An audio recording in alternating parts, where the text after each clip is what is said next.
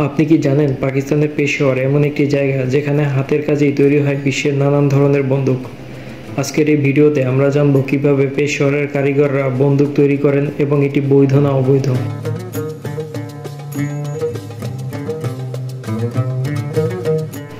পেশোয়ার পাকিস্তানের খাইবার পাখতুনখোয়া প্রদেশের একটি শহর, যা শত শত বছর ধরে অস্ত্র তৈরির জন্য বিখ্যাত।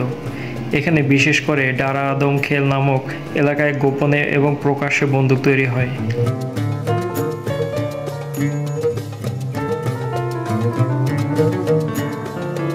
একটি বন্দুক তৈরির জন্য মূলত লোহা, কাঠ ও মেশিনের সমন্বয় প্রয়োজন। কারিগররা হাতে হাতে এই অস্ত্র তৈরি করেন, যেখানে অত্যাধুনিক প্রযুক্তির বদলে পুরনো কৌশল ব্যবহার করা হয়। এখানকার কারিগরদের ভাষ্যমতে, আমরা ছোটোখাটো যন্ত্রপাতি দিয়ে বন্দুক বানাই।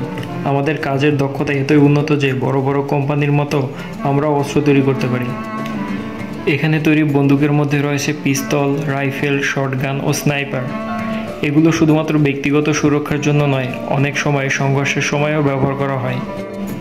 এখানকার একজন কারিগর জানায়, এই বন্দুকগুলো অনেক ক্ষেত্রে আত্মরক্ষার জন্য ব্যবহার করা হয়, তবে কিছু কিছু মানুষ এগুলো অবৈধ কার্যক্রমে ব্যবহার করেন। তবে প্রশ্ন হচ্ছে, এই বন্দুক তৈরির শিল্প কি বৈধ?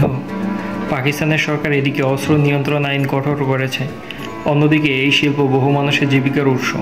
লোকাল পুলিশ অফিসাররা বলে, আমরা চেষ্টা করছি অবৈধ অস্ত্রের বাণিজ্য বন্ধ করতে, তবে এটি একটি দীর্ঘমেয়াদী চ্যালেঞ্জ। ডারা আদম খেলের অস্ত্রশিল্প কি ভবিষ্যতে টিকে থাকবে? অনেকেই বলছে এই শিল্প হয়তো ডিজিটাল যুগে টিকে থাকবে না, আবার অনেকের মতে এটি এখানকার ঐতিহ্য। এখানকার একজন জানান, যদি এই কারিগরদের জন্য বিকল্প কাজের সুযোগ তৈরি করা হয় তাহলে তারা অস্ত্র তৈরি ছেড়ে দিতে পারে, তবে এটি সহজ কাজ নয়। আপনার কি মনে হয়, এই অস্ত্রশিল্প বন্ধ করা উচিত, নাকি এটি ঐতিহ্যের অংশ হিসাবে সংরক্ষণ করা উচিত? কমেন্টে জানান আপনার মতামত।